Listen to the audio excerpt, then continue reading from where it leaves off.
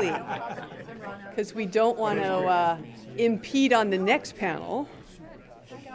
And the next panel is being moderated by Jatan De Silva, who, not this one, but the next one. So in deference to Jatan, we want to all sit down now. Well, I think I've been on lots of these things, so it's very helpful. I think we were on the same table yesterday at dinner. Yes, and I turned around and you guys were gone. Ah, yes. Yes. So if I can invite our panelists to sit and our participants to sit. Are we webcasting? Does anybody know? Yay! Hello, world. Hello, Canada. Hello, Mexico. Hello, United States. Hello, ships at sea.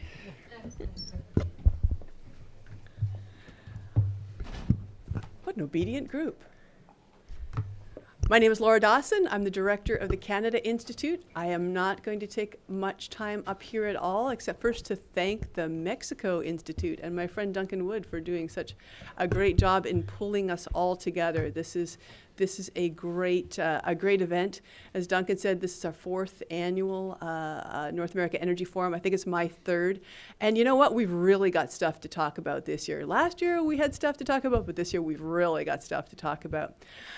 So what I'm going to do is actually introduce the moderator, and then the moderator will introduce the rest of this panel. And the reason why I demanded to introduce this moderator is because our moderator is the Honorable Rona Ambrose, who is a former leader of the Conservative Party of Canada, a former Minister of the Environment, and many other things. She was the former leader of the opposition in Canada. When I told my brother that the Honorable Rona Ambrose was coming to the Canada Institute, my brother lives in Calgary, he said, "Wasn't she the one who was supposed to be the Prime Minister of Canada?" So I will leave you to draw whatever conclusion you want from my brother's observations, but I think it is a shared observation. That's the end of my partisan statements. So we are delighted that Rona Ambrose is our new global fellow at the Canada Institute. We are starting a program of Rona's roundtables across Canada and the United States, talking about important North American integration issues. Talk to us later if you want to find out more about that.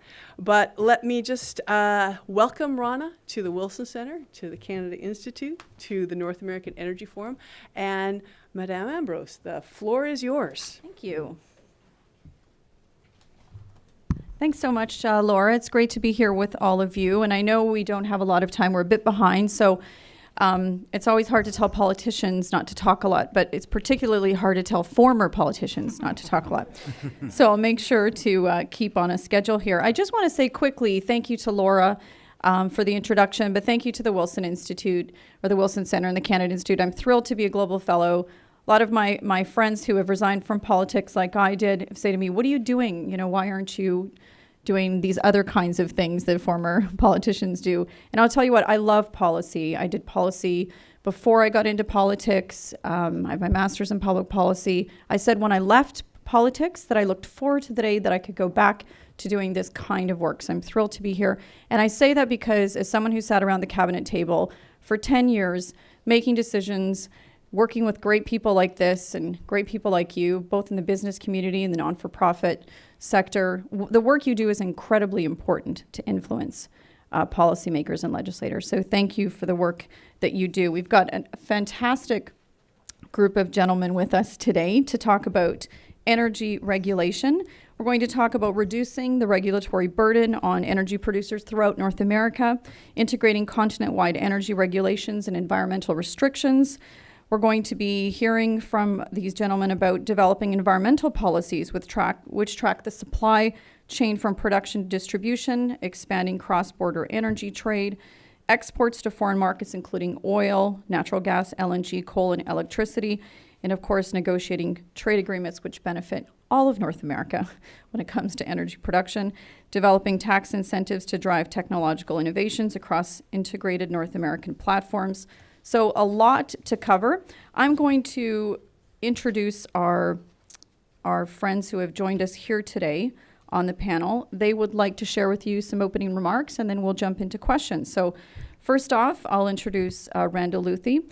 Randall became president of the National Oceans Industries Association in March of 2010. He served as the director of the Minerals Management Service at the Department of the Interior from July 2007 to 2009. Immediately prior to directing MMS, Luthi serves as the deputy director of the department's Fish and Wildlife Service.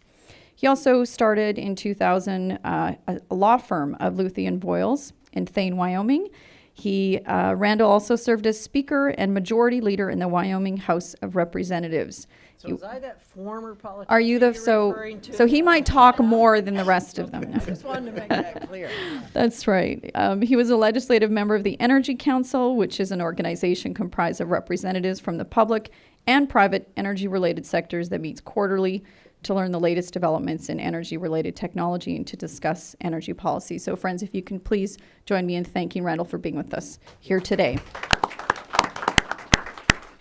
Next, we have Luis Angel Martinez Montoya, who is appointed Chief of Staff to the National Agency for Energy Safety and Environment in Mexico. He was appointed Chief of Staff to the agency's executive director in April 2016, and he's been part of SES since its creation, in which he served as Director General for Strategic Stakeholder Engagement and Director General for International Cooperation. He's had a long career in the public service, working for the Ministry of Energy, where we acted as the ministry's liaison with international oil markets, and also in his time at the Foreign Affairs Ministry, he served to the Vice Minister of Latin America and the Caribbean, and also at the Ministry of Labor and Social Welfare. So thank you very much. Please, friends, welcome Luis to the Wilson Center this morning. And next we have Christopher, who has joined us this morning, who is the Senior Vice President for Policy at the U.S. Chamber of Commerce Global Energy Institute. And he is responsible for developing the Energy Institute's policies and initiatives as they apply to the legislative, executive, and regulatory branches of the federal and state governments. He leads the development of the Energy Institute's policies and messaging relating to oil and natural gas and the nuclear energy. He led the Chamber's Shale Works for U.S. campaign, which analyzed and promoted the widespread benefits of shale energy development in America. And he has the luck to educate policymakers, which is a big job, businesses, energy stakeholders, coalitions, and the public about the importance of a diversified energy portfolio and how it can ensure an efficient, reliable, prosperous, and secure energy future. And prior to joining the Chamber in 2008, Christopher served as Deputy Assistant Secretary for Nuclear Energy at the U.S. Department of Energy, where he developed the administration's nuclear energy policies and coordinated the department's interaction with Congress, stakeholders, and the media. He was also Deputy Assistant Secretary for Congressional Affairs at DOE and a Chief Representative of the administration during the drafting and debate of the Energy Policy Act of 2005. Thank you very much. Please welcome Christopher. Thank you for joining us today. And of course, from my home province of Alberta in Canada, we have Jim Ellis joining us, who is the President and Chief Executive Officer of the Alberta Energy Regulator. Jim has served 7 years with the Government of Alberta, first as Deputy Minister of Environment and later as Deputy Minister of Energy. And as the Deputy Minister of Energy, Jim led the development of and implementation of the Oil Market Diversification Strategy, was the lead provincial official for the Canadian Energy Strategy, and oversaw implementation of the Regulatory Enhancement Project. He holds multiple board appointments and is the president of the International Centre of Regulatory Excellence, which is a Canadian non-for-profit global centre of regulatory excellence for training, innovation, and collaboration in extractive resources. I just also want to note that prior to his work with the government, he served 23 years as an officer in the Canadian Army. So thank you, Jim, for your service, and welcome today. So friends, we're going to jump right in because our guests have prepared remarks they'd like to share with you first, and then we'll be opening up the floor to questions, and I have a few questions to ask the gentleman as well. I'm going to start off from this end first, if that makes sense. Randall, over to you. Absolutely. Thank you very much. And right off the bat, I just throw the name tag on the ground. That's what it's worth. A little word about the National Ocean Industries Association. That is, we are a trade association, which is just a politically correct word for lobbyist. All right, and what we operate is offshore energy. We have about 275 members, all of whom are involved in offshore energy. It's not only producers, it's not only service companies, it's bankers, it's lawyers, it's financiers, and it's wind, it's oil and gas as well. This is a great opportunity for us because I think it's important because we're going to talk about a topic that's important to all of us. And it doesn't matter if you're involved in what phase of exploration or energy, whether you're upstream, midstream, downstream, or a consumer of energy, regulations matter. Regulations, regardless of their origin, whether that be Ottawa, Alberta, Mexico City, or Washington, D.C., all have an effect upon the ability to produce energy and to get energy to where energy is needed. Countries often find it very easy to adopt other countries' standards. So what happens in Newfoundland may very well determine what happens in the Mexican sector of the Gulf of Mexico. We've certainly seen this in energy production every day. Companies evaluate their capital outlay plans on a very kind of a tricky balancing act. And it's basically they want to know where they can operate safely, securely, and at a reasonable cost. And believe me, the regulatory regimes of differing countries will determine where they invest their hard-earned capital.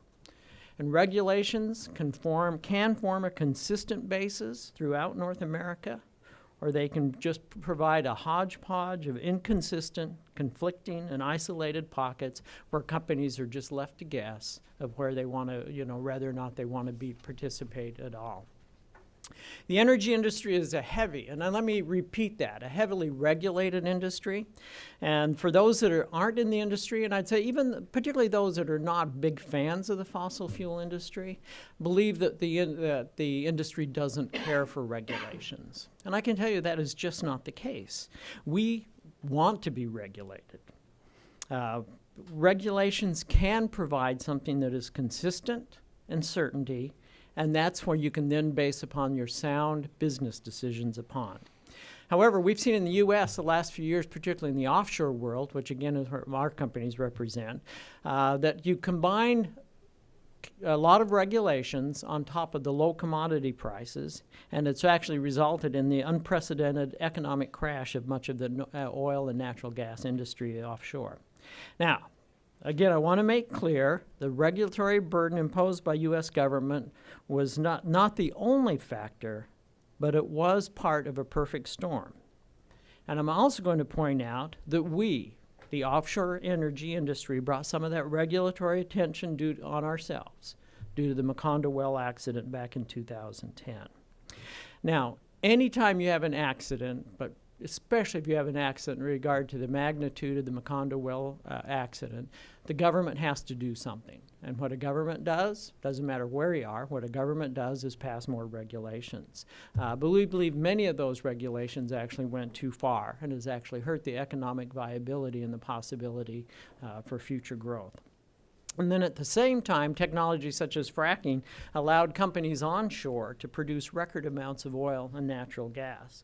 And so that helped bring an oversupply to the overall market.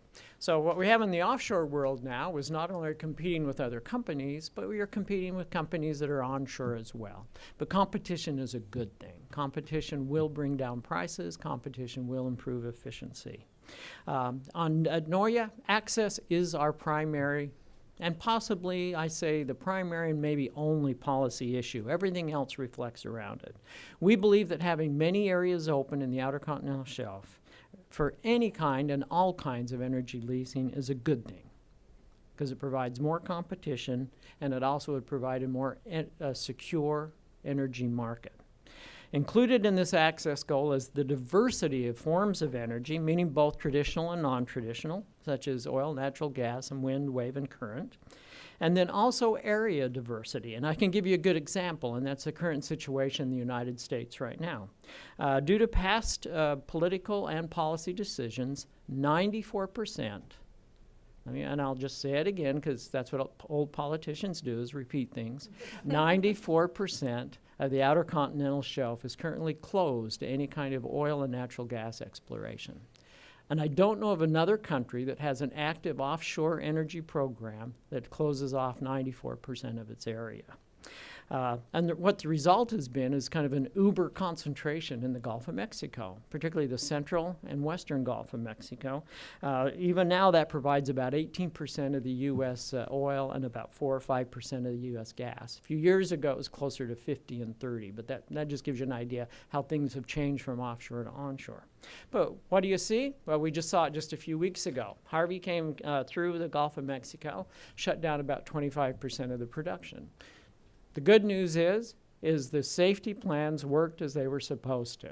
Enough warning was given, companies shut down, took personnel off the platforms, rigs, shut down, used the shut-off valves, no product was spilled, no lives were lost. That's the way it's supposed to work. But the United States would certainly, I think, would be much smarter to not put all their energy, their offshore energy eggs into that one basket. Now, while wind has not had the same kind of ban on the U.S. that oil and gas has, it's still difficult to get a wind project through the system. It often takes years to clear the regulatory environmental reviews, even though many of those reviews may be very similar and as from project to project. There should be ways to streamline and start cutting that red tape to some degree. So in summary, I know that's what you're all looking for. And by the way, that's the oldest politician's trick in the world. They're about halfway through, and they start saying, in conclusion, right? That's the way it works. So in conclusion, our major effort and concern really does resolve solely around access, the ability to allow our companies to safely explore and develop offshore energy resources. And access is denied not only through geographical bans, but through regulations that make it economically impossible to go forward. Thank you. Thank you very much, Randall, and over to Louise. Thank you, Rona. Please let me say that I feel very honored to share this table with such distinguished panelists, and I also want to thank the Wilson Center, in particular Duncan Good, for the invitation to the event. Additionally, I want to thank very sincerely to everyone that has expressed their support to Mexico in this difficult time. Luckily, ASEA's personnel doesn't report any human losses. However, our headquarters present significant superficial damage.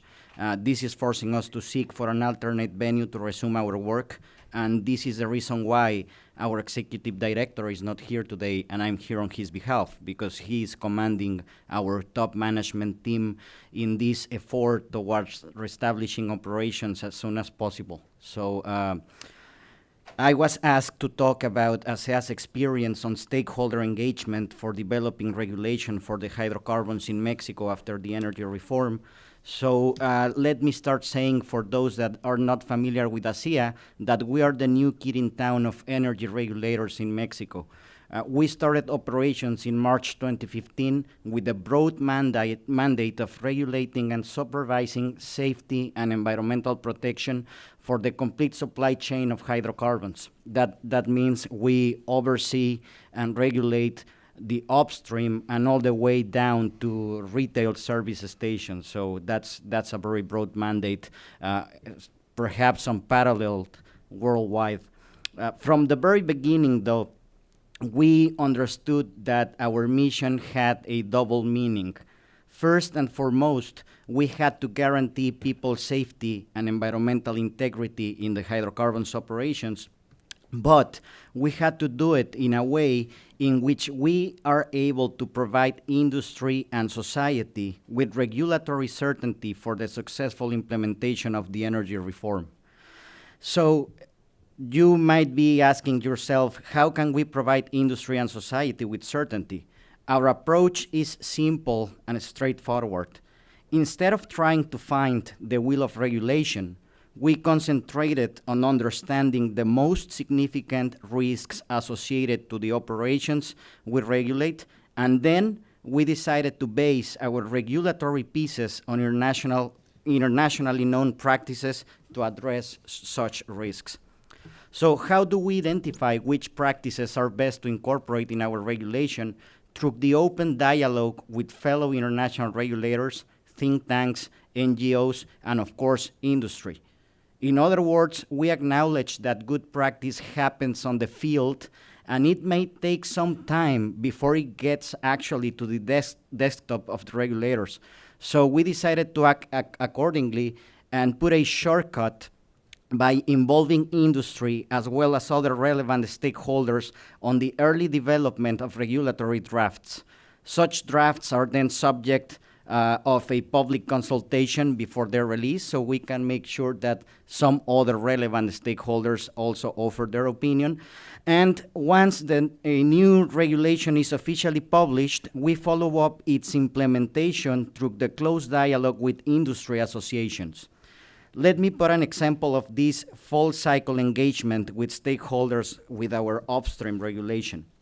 If you pay close attention to our regulatory structure for safety, soon you will realize there are 3 different regulatory pieces interacting for each sector. On the one hand, we have safety and environmental management systems, then we have insurance requirements, and then we have a specific technical regulation depending on the activity you're willing to pursue.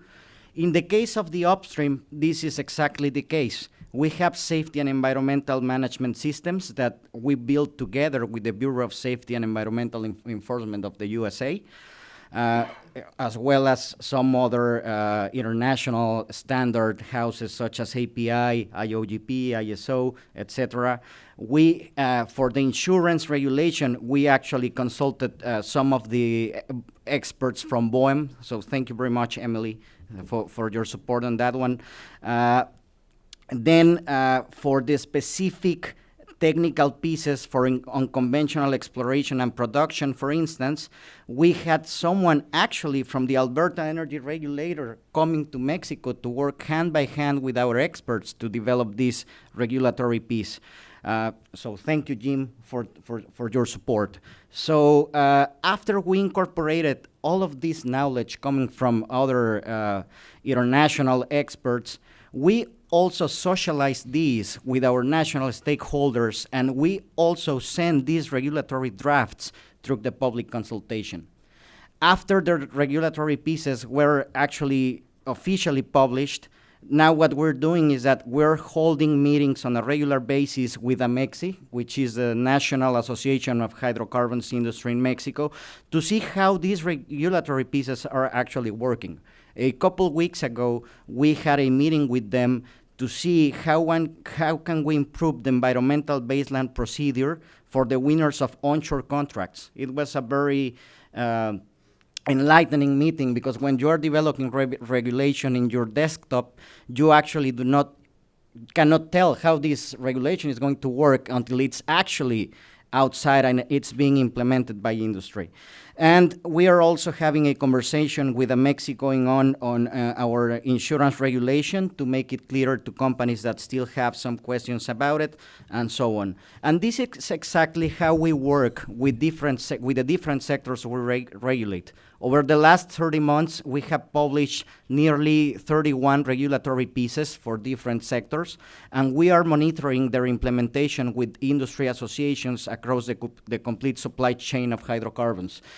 What I can tell you is that you usually don't get it right on the first time you publish a regulatory instrument. There is usually room for improvement. And what I can tell you too is that we are open to getting this comment, and we are trying to be as resilient as possible, of course, being better responsible with our mandate of guaranteeing people's safety and environmental integrity, but also understanding that we're here to provide long-time certainty to the investments coming with the energy reform in Mexico. So, thank you. Thank you very much, Louise. Christopher? Thank you, Rana. As she mentioned, I work at the U.S. Chamber of Commerce, which also, like NOIA, is a trade association. I would argue it's the biggest tent in town, which is to say that we represent businesses across every single sector, which makes it sometimes difficult to find consensus. Within the scope of the energy space, that's no different than almost anywhere else, although I will say that over the last decade, it's become increasingly easier to find consensus, because there has been, at least from the business perspective, such a regulatory overreach. And I would suggest that the U.S. political system is always on display for the world to see, and frankly laugh at most of the time. It serves us relatively well, but within the energy space, I'm unfortunately old enough to remember when it used to not be a nonpartisan issue. It used to be more regionally based off of, different states have different geological assets, and they also have different mores, and they have different political viewpoints. But over the last, we'll say, decade, energy, like almost everything else, has become super partisan. And a lot has been made about how the Republican Party got pulled to the right, Tea Party and whatnot, circa 2010, which has led to some questionable votes and fights over social issues. What hasn't really gotten the same attention is how the opposing party has gotten pulled to the left on energy issues. We do a lot of polling, and we see where the American public is, and they generally support a pretty broad swath, all of the above energy policy. But there is a certain vocal minority within the Democratic Party that hates hydrocarbons, hates fossil fuels, and will do nothing short of stopping it. And they've gotten quite crafty. This has led to the same happening at the federal level, which if you're an R, you're doing this. If you're a D, you're doing that. And there's not a whole lot of this. And it's very difficult at this point in time to even, frankly, be an elected Democrat and be pro-energy, because you end up getting attacked by a certain vocal part of your base. We'll, I think, probably get into some of the regulatory and or deregulatory steps that have been taken by this administration further on in questions. But I would note that, especially for we represent a lot of companies that aren't necessarily headquartered in the U.S., and it's difficult for me to explain to my dad or my 11-year-old daughter, how the sausage is made, because like the English language itself, every rule, there's 18 different exceptions, and you can't possibly predict precisely how it's going to happen. And when I deal with our foreign headquartered companies, it's like it's that much more difficult, because in a parliamentary system, which most other countries are, it's a lot easier to sort of see the process, and it's it's cooled over a larger group of people as opposed to a singular executive. The one thing that I'll say is beyond getting into sort of the deregulatory actions that this administration has taken, is that it's important to realize, as you sort of start to parse through how energy regulations work in this country, is that while the federal government may be going this way, whereas it was going that way, a year ago, I would argue, just rough calculation, 80% of all the decisions that impact the energy industry are made at the state and local level. And so while there's all this, hoopla about what's happening here, it's important. I mean, as Randall said, 94% of our federal offshore is unavailable, not even for drilling, but even just to do seismic testing to figure out what's underneath the seafloor. But all the land within the 3 to 9 miles off the shore of states are controlled by the states themselves. And I think there's a lot of folks in this country who are displeased with how the election turned out, and they are consistently looking for ways to demonstrate that ire. And we're seeing that manifest itself at the state and local level where these decisions are made. It's been very difficult for some of these keep it in the ground folks to try and stop fracking or slow fracking, which has clearly been the energy advent of the century, and probably arguably the last century, as far as how it's changed the landscape of North America as well as the globe now. But while they haven't been able to be very successful in states that are producing states at limiting or stopping fracking, if you can attack the infrastructure that's necessary to move the molecules from point A to point B and get it to market, sometimes it's just as good. And so we see these fights moving from less of a federal level down to the state and local level, and that makes it even more complicated, because now you have to explain to people we have these federal system and these federal regulations that are all changing, or at least on the table for changing. And then, oh, by the way, we've got 50 states plus the territories that all have their own individual regulatory process that in many, many ways are completely independent from the federal process. So I hate to say it, but it's helpful to be an attorney to try and parse through the layer after layer of regulation. And as Randall said very, very succinctly, business needs regulation, business wants regulation, and especially in this litigious country, if there isn't explicit regulation, that means there's room for interpretation. And that means the courts will step in and, by fiat, create those regulations. And so in order to have the certainty that's necessary to make the investment that this industry needs, it's important to have stable regulatory paths where those regulations or where those investments can be made. I think we'll leave it there and hear from the rest of the panel. Thanks, Christopher. Jim? Thanks very much, and thanks for the invitation to be here today. Maybe I'll just start by saying, man, who wouldn't want to be a regulator? That's pretty easy. You know, I joke with folks, mentors and stuff, and I tell them that I've been a regulator both when I ran the environment department, and now I'm the lead of the largest onshore hydrocarbon regulator by far in the world, and it's because of the vast resources in the province of Alberta. We rival most countries in size and in scope and in complexity. When I was commanding in Afghanistan, I thought things were difficult there, but we kind of knew who the enemy was, and we had lots of rounds that we could deal with that kind of stuff. The game's changed here a little bit, and who we deal with and how we deal with them is very, very different than regulators have had to deal with in the past. The game's changed significantly on us. The speed of change right now, as we all know, is something we've never seen before in the history of the world, and it's getting faster. It's great to hear, and it really is great to hear people suddenly recognize that the pivot point on all of this, and I'm just not talking about energy. You can talk about any other sector, as you commented on, Christopher, around the world. Everything runs down to a decision maker, and that decision maker, depending where you are in the world, he or she could be in a uniform somewhere, sitting in Central or South America. These folks are regulators, they're decision makers. They're under huge stress. It is really the pivot point in that sustainability puzzle. The centerpiece of that is the regulatory system. And we love to get interesting policy that comes from government. I can say that because I'm a former Undersecretary of Energy and Environment, so I know how that works. We get policy that comes down where we shake our head at to say that you actually can't regulate this. We can't bring this thing in the way that that you want. Yet we're in the center of this, and it's a challenging place to be.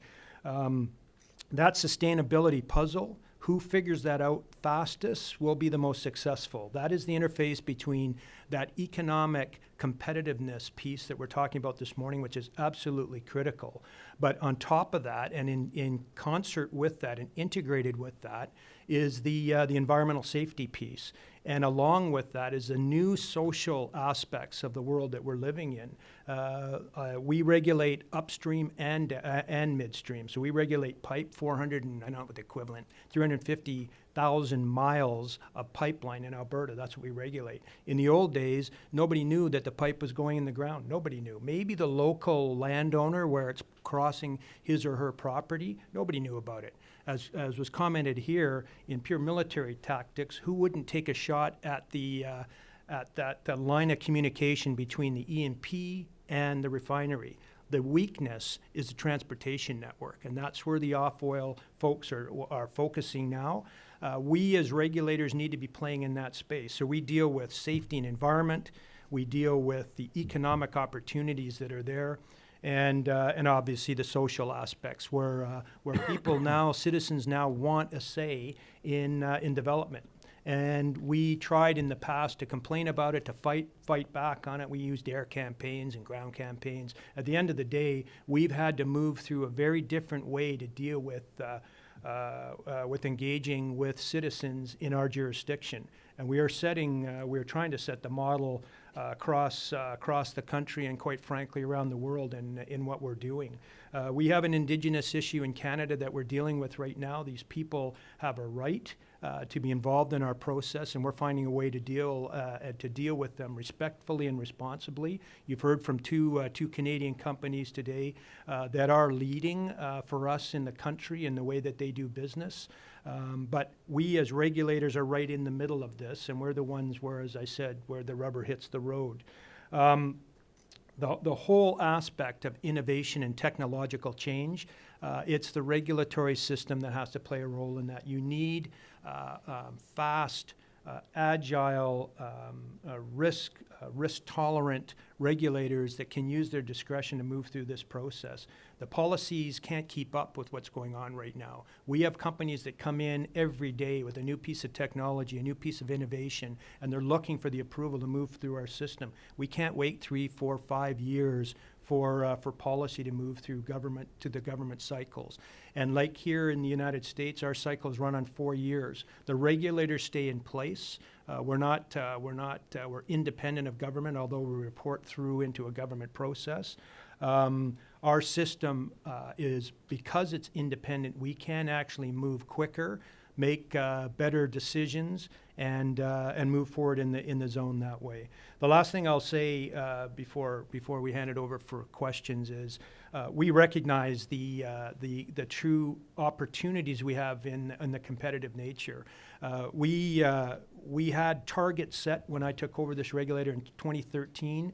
We needed actual physical targets to go after so that we understood what we were doing.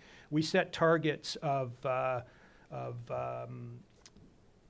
billion in regulatory savings that we wanted to hit by 2020. We've actually hit $1.9 billion in regulatory savings. These are huge figures, and they are a cross between savings annually and one-time savings for companies. I'll give you a very simple example. We have a company right now that's doing a large facility that we've moved through a brand new regulatory system. Nobody in the world is using this right now. It's called the Integrated Decision Approach. We won an award in Washington 3 weeks ago for the IT architecture that underpins this. This is a single application, single review, single decision. No one in the world at our size has been able to crack this right now. This brings in the competitive nature, the environmental nature, and the social impacts all into one application. This company is looking at 1,680 wells, large facilities. We moved through this process, saving the company about $65 million in regulatory savings, and we went from a cycle of 6+ years to less than a year. And so people say, how can you do this? We can talk about it afterwards. A lot of this is the focus of the culture of the regulator. If the regulator is in this game and truly being led down this path, that competitiveness can be achieved, and it's not a bad name. Some people think being competitive means you're cutting corners and all of that. It's just being a smart regulator and implementing smart regulations. It can be done, and it can be done exceptionally well. So I'll hand it over back to you, Rona. And thank you, Jim. Thank you for ending on that optimistic note. And all of you spoke about the complexity of getting that regulatory framework right. And Christopher, I know you spoke a bit about the politics. And Louise, thank you for talking about the work you're doing at SEA around stakeholder management. And Randall, you really touched and highlighted on the need for access for energy markets. And getting this right is important for obvious reasons, not just for energy companies, for the environment, but top of mind for me has always been the citizen who needs access to affordable and reliable energy for quality of life and standard of living. So there's a lot of reasons why we need to get this right. So thank you for all of that. I wanted to go back to Chris, because you mentioned it in your remarks about things that are happening in the new administration. And obviously there's a lot of focus on reducing regulatory burden across sectors. Can you just comment on how this agenda is playing out in the energy sector, and what are some of the positives that you've seen so far, and what are the big issues going forward?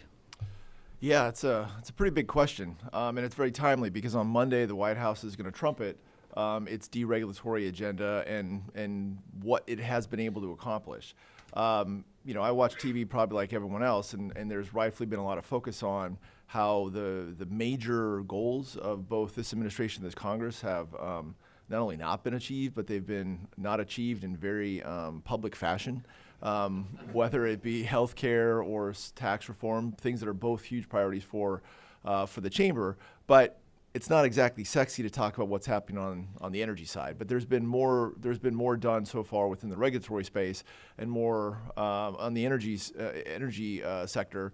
and more legwork laid for what could happen in the future. I think one of the things that we learned, we collectively learned from the previous administration, is that a very aggressive chief executive can take many different steps unilaterally.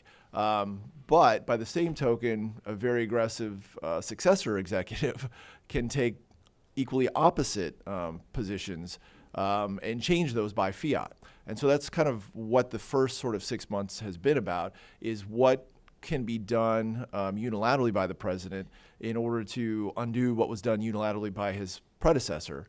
And then to the extent that things can't be done unilaterally, or maybe tactically better not done unilaterally, what are the processes that need to be done, need to be gone through? And it's not just the president either. Congress has been very active in this too. If you look at the first 2 months of this Congress, they no less than 16 times used a very arcane provision of law that allows Congress to veto executive regulations. And this was across many different industries, but also energy. And then you had the executive, the executive in the form of the president step in and take unilateral action via executive order, executive action on things that include offshore development, erasing or reversing a withdrawal that was that the previous president had put in place, onshore leasing for coal.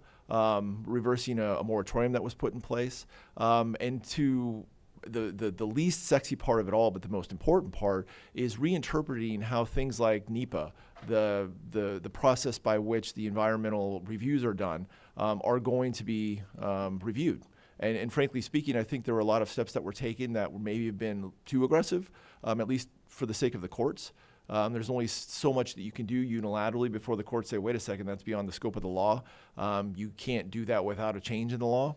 And I think that right now the White House and the agencies are trying to hone in specifically on what they can do. But if you look at sort of the regulatory process by which, regulations were put in place, they weren't vetoed by Congress, and now this administration is re-looking at those.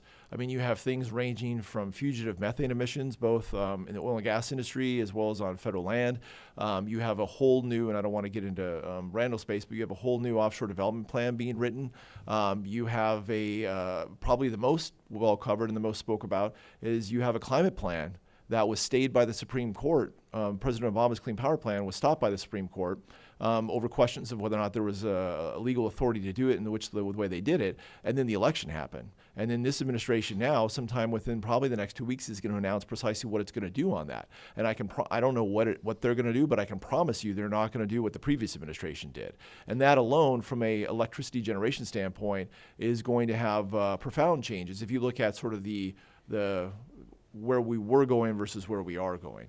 And just laying that foundation for new regulations or rewrites of regulations to come in the electricity sector and the oil and gas sector, upstream, midstream, downstream, coal development, and obviously the environmental protections as well. It just doesn't get a whole lot of coverage because, it's not as sexy as how healthcare, the palace intrigue of how many votes there are in the Senate for healthcare repeal and whether, what the top marginal rate for tax reform is going to be. But within our space, it's incredibly important. Thanks, Christopher.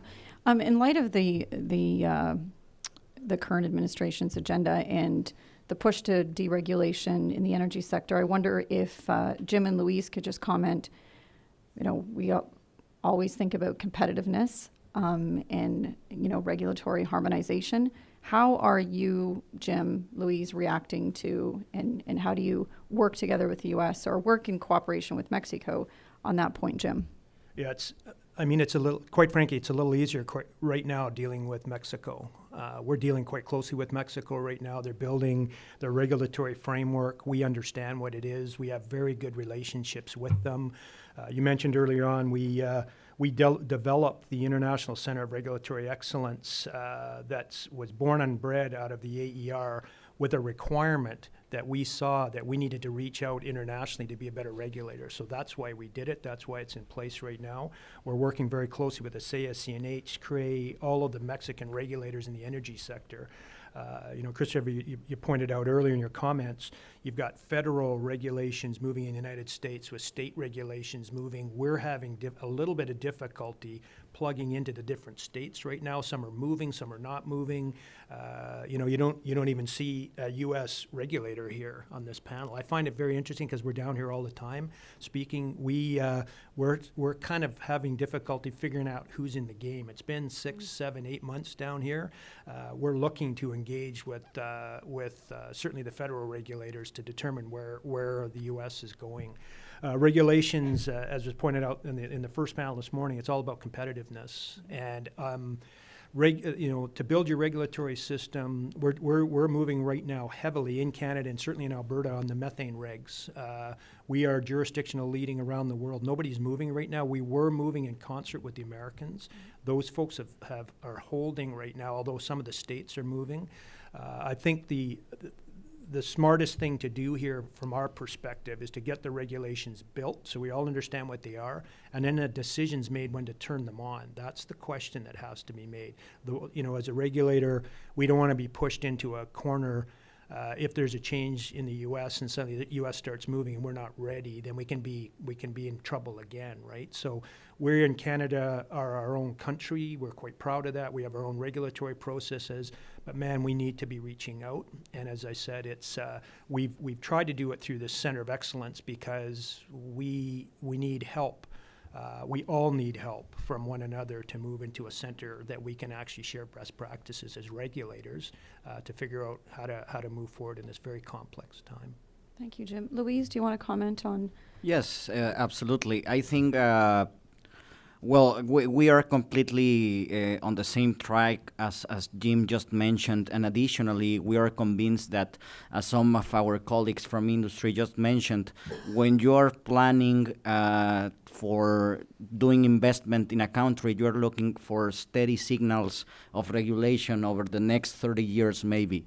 And what happens if, for the wrong reason, you just lower the bar of regulation? Well, then what's going to happen is that something like an accident could just put the lower back up, and that's a signal that is not very useful when you're planning the finance of your project over the next 30 years. So we believe that, of course, there may be regulatory burdens, but they can be solved out with smart regulation, just as Jim mentioned. In our case, our approach is that we're trying to have risk-based regulation, performance-based, as opposed to a system that tries to be very prescriptive. And today we can say that we have been working closely with the Alberta Energy Regulator, but also with some of our counterparts in the USA. So we can tell that at least the Mexican regulation for the Gulf of Mexico is at least familiar to operators in both sides of the border. And I say familiar because it's very hard to talk about regulatory harmonization, because what does that really mean? Does it mean that both countries will approve a project? Does it mean that it has to be exactly the same regulation on both sides of the border? So it's a really complicated question to talk about. So what we're trying to do is that at least we are developing something that is familiar, so companies can implement it easily in both sides of the border. Thank you. Randall, do you want to speak to how your members are absorbing some of this change in the regulatory framework in the U.S. and how they work with other countries they're obviously doing business with? Absolutely. And first of all, we'd like to say it's just been a great change of attitude for us in the offshore energy world. And I'll just give you, I hesitate giving examples, but again, let's look at the well control rule offshore. The last administration took many years to put together.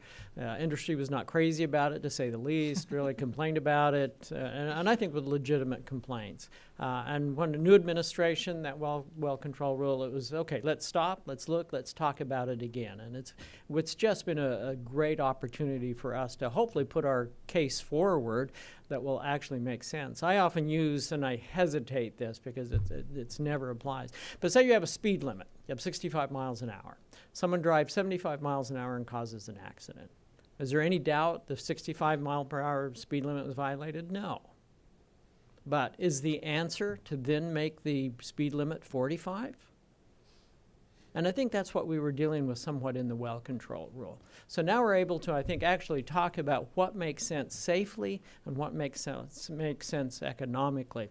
Real pleased to hear, Louise, you talking to Bessie about the Gulf of Mexico and familiar regulations, because I can tell you that is very, very important.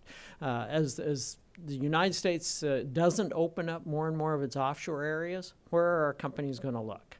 They're going to look for certainly the geographically the closest regions. And the Mexican sector of the Gulf of Mexico has become, thanks to your reform, a very attractive market to our members. We at NOIA have been doing every one of our meetings the last couple of years. We've actually had a Mexican side of the Gulf of Mexico discussion. And that's become so popular over the last 2 years.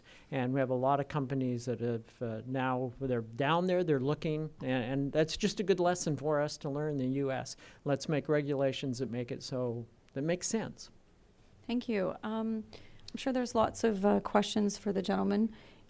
If we have a mic, does anyone have any question for industry, for a regulator?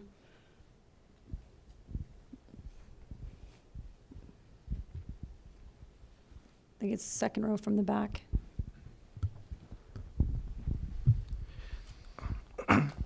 Thank you. This is kind of a two-part question, and my name is Jeremy Frisch. I'm a student at American University. I'm here on behalf of an internship, but this is a question for my interest. So, how does the administration's decision to pull out of the Paris Climate Accord agreement affect energy regulation and competitiveness, specifically when it comes to clean energy technology in regards to competing with China, as well as also, this is kind of an add-on question, how does, so I'm a millennial. A lot of my classmates, a lot of people my age really care about, or I wouldn't say really care about, but they definitely are moving in a way of, reducing fossil fuels and addressing ways to slow down climate change and whatnot. And so I guess my question is, how do you respond to that whole notion of kind of the consensus of climate change, but also the reality of the weather and the weather? So yeah, that's my question. I know it's kind of multiple ones, but yeah. That's a lot of questions. Yeah, I know. But they're all very good. And I think Chris is the excellent one to answer. Yes, I think Yeah, Chris that should was answer about the U.S. Thanks, pulling out of the Randall. Paris Accord. I'll do lightning round because I think we're kind of running out of time. Paris, I would say, is largely symbolic. It was not there were no enforceable or binding mechanisms there. Whereas the Clean Power Plan that I spoke of, that's not symbolic, because that's where the sort of change was actually going to be forced on our economy. And that still goes to your point about clean energy or alternative energy investment and development. As it relates to China, China continues to be the largest investor in fossil fuels in the world, but yet they know their market, and they know that Europe and the United States and other developed countries are in the market for their products. And so while they sell them to us, they don't always deploy them at the same rate that we might. And as it relates to climate writ large, I would encourage you and your peers to not focus so much on fossil fuels, because if the issue is carbon dioxide and greenhouse gas emissions, that's what the issue is making whatever we use cleaner, because there are trade-offs with any form of energy we use, and there are benefits in having diversity as far as protecting against interruptions and having predictability. And I think that quietly things are happening now that no one ever really talks about, because it's a binary thing. Either you like fossil fuels or you don't. Either you believe in climate change or you don't. Well, nothing this complicated is ever going to be like that. It's a million shades of gray in between. And how do we move into less emissions? Because there's ancillary benefits in reducing our emissions. While greenhouse gases don't actually hurt you and me from an epidemiological standpoint, the other pollutants that generally come with them do. whether it's NOx, SOx, mercury. So, I mean, everyone's on board with trying to limit those, and the Clean Air Act has enabled us to do that. I mean, we've reduced the hazardous air pollutants that come out of power plants by something on the order of 60% since it's been passed. But yet most Americans think that we're dirtier today than we were yesterday, which is completely opposite. And we should all be proud of how that Clean Air Act has worked. And one of the reasons it worked is because it's created this predictability, which we've all talked about. Businesses need predictability. They need to be able to plan around it. And when you have a glide path that says you have, a decade or maybe 2 decades to get rid of certain pollutants, you can plan around that. You can build technology around that. And ultimately, technology is the answer to all of this, because you're not going to get to the point you want to be, which is reducing emissions and also having a thriving economy without technology, period. And it's technology in all forms. It's not let's get rid of fossil fuels. I mean, you're in the United States of America that has the largest fossil fuel resource base in the world, not Venezuela, not Russia, the United States. So how do we find ways, because they're not going to go away tomorrow. I mean, no, they're not going to go away tomorrow. Our energy economy is too diverse and too complex to just get rid of them. So how do we mitigate it every single day and make sure that we continue this trend to ensure that tomorrow is cleaner than today and the day after that is cleaner? And I think that's where the sane regulations come in, and not trying to go from point A to point Z overnight. Thanks so much, Chris. We're short for time, so we're going to wrap up. I thought we'd just end with a question to Louise and Jim. Both of you deal in the space of regulation and safety. And for those of us in the room who think about how best to influence the regulatory agenda, as somebody who's been in politics and is a policymaker, I know the inputs and outputs, I know all those pressure points, but you're dealing with it in a different space.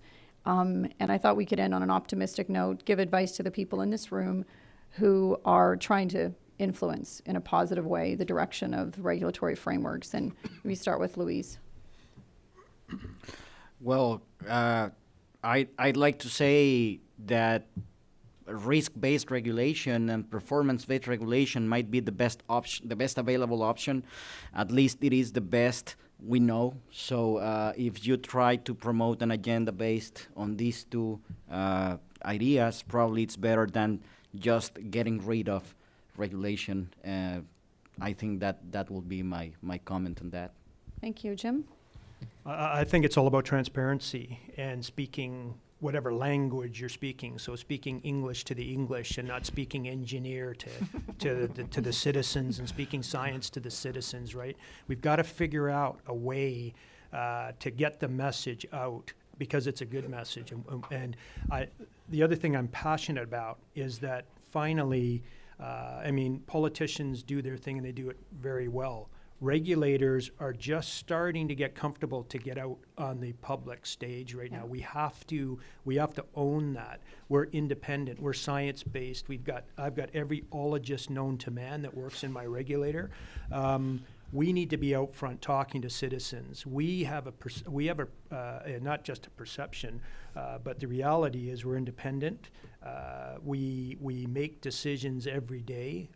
We can say, I agree 100% to what Christopher said, where we were 15 years ago and where we are right now as regulators, looking at the way that in our case, the energy industry is doing business.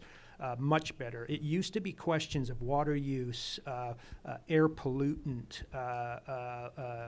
terrestrial issues, all environmental issues. It's shifted to climate change and GHGs. That's where we're at. But I agree with you. It's just a technical issue we need to move through. And we as regulators need to be out front telling in a very transparent manner to the citizens that we're dealing with what's going on and how we're dealing with it, and also being a human regulator. We make mistakes too. And if you own those mistakes, you quickly go out and say, yeah, we made a mistake here, this is how we're going to fix it. You get way more support from those folks when you actually have to deal with them in really tough positions. They trust you, you're credible, you're honest. That's the space we need to occupy, and we need to get much better at it as regulators, because we do occupy a very different position than the political government does, than the industry or any regulated industry does. That regulator has a position. It has to take a leadership position, has to have the courage to step up and state the case. and then go from there. So transparency and leadership. Thanks. Thanks, Jim. That's a great point to end on. I'm sure these gentlemen will be available for questions because I know we're running up against the clock here. So if you could please, friends, join me in thanking them for a great panel.